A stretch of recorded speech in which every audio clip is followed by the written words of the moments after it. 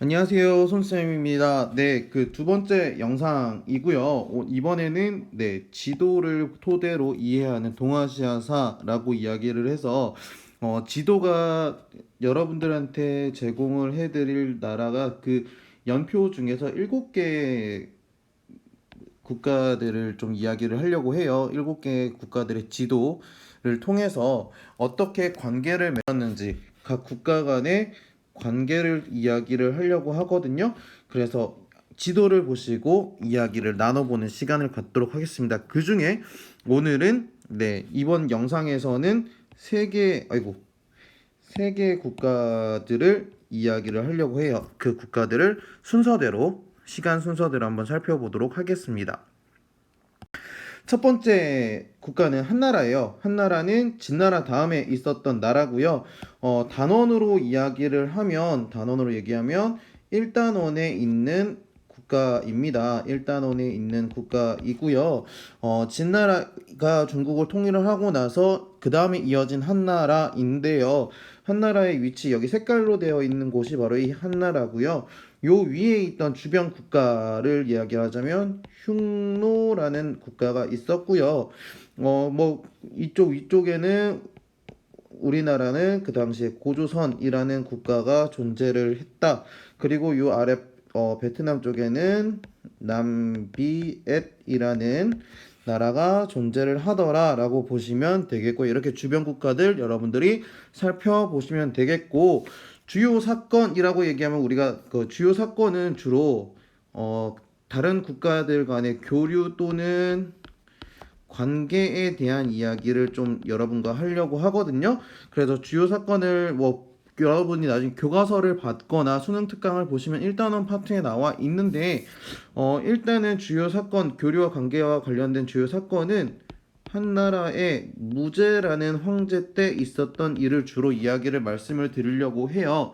한 무제 때 어떤 일이 있었냐면, 한 무제가 첫 번째로 고조선이랑 그리고 남비엣이라는 그 베트남에 있는 남비엣을 공격해서 멸망시킵니다.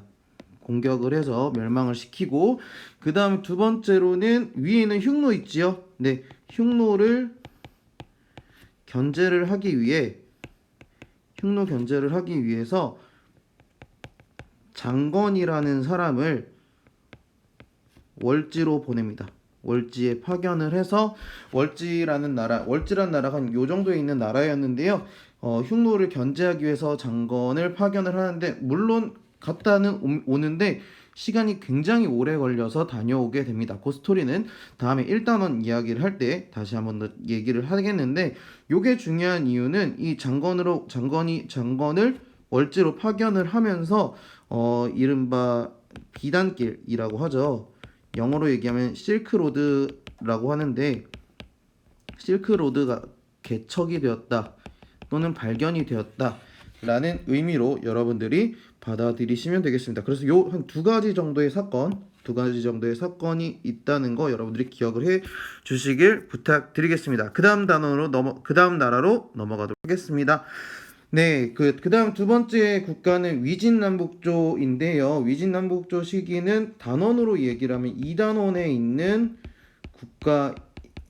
국가입니다. 그리고 위진남북조라고 얘기하는데 여러 나라들이 있었다라는 것을 이야기를 합니다. 위랑 진 같은 경우에는 여러분들이 잘 아시는 삼국지에 나와 있는 시대적 배경, 이 위진 시기라고 보시면 되겠고, 위촉오 중에 위, 그리고 그거를 통일했던 사마시의 진나라를 이야기를 하는데, 요 이야기도 중요를 하지만 주로 이야기하는 건 요 남조와 북조 시기에 있었던 이야기를 주로 다루고 있습니다. 그래서 대표적인 남북조로 나뉘었다는 거는 북쪽에 있던 요 그 라인 보이시죠? 요 라인을 기준으로 위에 있는 나라를 여기를 북조라고 하고요. 그리고 아래에 있는 나라를 국가들을 남조라고 이야기를 해서, 국가들이 중국에 여러 나라들이 있었던 시기다라고 이야기를 하는 걸로 여러분들이 이해를 하시면 될 것 같습니다. 그래서 이 남조와 북조의 대표적인 시기, 요 지도를 토대로 했던 여 위의 북조를 다스리고 있던 국가가 이 당시에 북위라는 나라가 있었고요. 그리고 남쪽은 아까 남조라고 얘기했지만 이 북위가 있었을 때에 송나라에서 뭐 제나라 등이 국가가 있었다 정도만 여러분들이 기억해 주시면 되겠고, 여기 한반도에는 여러분들이 아시다시피 이 당시에는 고구려, 그리고 백제, 그리고 신라와 같은 나라들이 있었다. 그리고 일본에는 처음으로 외라는 국가가 등장하더라. 물론 이제 이때 뭐 야마토 정권이나 이렇게 얘기를 하는데 그거는 그 시기에 가서 다시 한번 더 자세하게 설명을 드리도록 하겠습니다.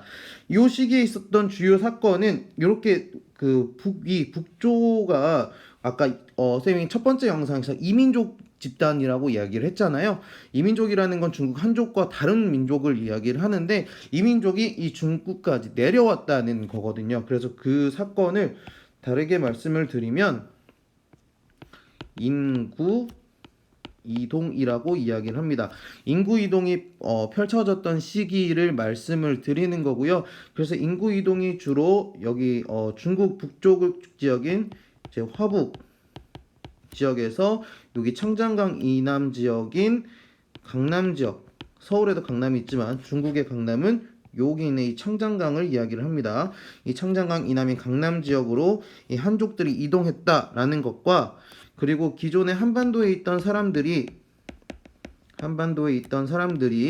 일본으로 넘어가서 도웨인 또는 도레인이라고 가서 문물을 또는 문화를 전파했던 것 등의 인구 이동의 모습이 있고요.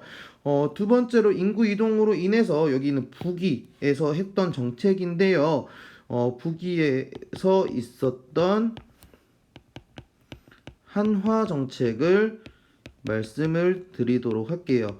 한화 정책이라 함은 한족처럼입니다.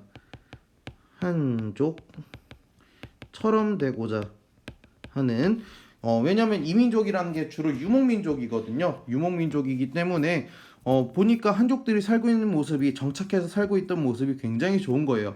그래서 한족처럼 하고자 하는 모습이 보였습니다. 그래서 예를 들어 어떤 걸 했냐면 한족이 입고 있는 의복을 입게 하고요. 한족이 쓰는 성을 쓰게 하고요. 성씨를 한족처럼, 이름을 한족처럼 바꾸기도 하고요. 여기 나온 것처럼 평성에서 러양으로 수도를 천도하기도 하고요. 그리고 한족과 호족, 이민족 간의 결혼을 장려하는 등 여러 가지 한족처럼 되고자 하는 정책들을 펼쳤었다라고 보시면 되겠습니다. 다음으로 넘어갈게요. 네, 다음 나라는 당나라입니다. 당나라는 이제 남북조 시기가 끝나고 수나라가 잠깐 통일을 했다가 그걸 이어받은 당나라인데요. 당나라도 이단원에서 등장하는 국가입니다. 여기가 당나라임을 아실 수 있겠고요. 주변에 여기 보시면은 발해라는 나라가 여러분들 기억하시죠? 한국 살 때. 그리고 그럼 그 아래에 있던 신라도 있었고, 여기는 외. 그 다음에 위쪽에 있던 나라가 돌걸이라는 나라가 있었고요. 그 다음에 토요콘, 토번 등등의 나라들이 존재했었다라고 여러분들이 보시면 되겠습니다. 그래서 이 당나라 때 주요 사건이라고 하면 바로 동아시아 문화권이 형성이 되었었다라는 게 큰 테마입니다. 이 동아시아 문화권이라고 하면 동아시아가 공통으로 가지고 있는 거잖아요. 대표적인 게 유교, 그 다음에 불교, 그 다음에 율령, 그 다음에 한자 등의 문화를 가지고 있더라. 그래서 대표적인 예로 들어보면 율령 같은 경우에는 이 시기에 일본에서 있었습니다. 일본 외에서 7세기에 다이카 개신이라는 사건을 통해서 일본의 율령이 만들어지는 모습을 여러분들이 볼 수 있고요. 이 시기에.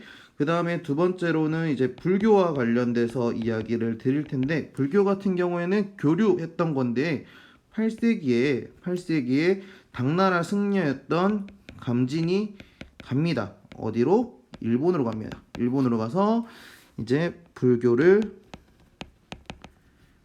문화를 전파를 하고요. 그래서 이로 인해서 그 일본의 가장 큰 절, 지금도 사슴공원으로 굉장히 유명한 도다이지 동대사가 요 시기에 만들어졌음을 알 수 있습니다. 또한 9세기에는 일본 승려였던 엔닌이 이제 불교를 공부를 하려고 당나라로 갑니다. 근데 요 간 게 뭐가 중요하냐라고 하는데, 당나라로 이제 바다로 이동하는데 위험하잖아요. 해적들도 많고. 이때 장보고의 도움을 받았더라라고 기록에 남아 있어서 이게 교류가 이렇게 있었구나라는 걸 볼 수 있겠고요. 그리고 뭐 문물을 받아들이기 위해서 일본 같은 경우에는 당나라로 사절을 파견하는데 그걸 견당사라고 이야기를 하고, 또는 신라로도 보내요. 그래서 신라사 등을 파견하더라 라고 이야기를 하고 있습니다. 이렇게 2단원 내용을 정리를 하시면 되겠고요. 네, 이런 식으로 세 국가를 봤는데, 다음 영상에서 나머지 4개의 국가들 남아 있으니까요. 여러분들 다음 영상까지 한 번에 이어서 보시길 부탁드릴게요. 고생 많으셨습니다.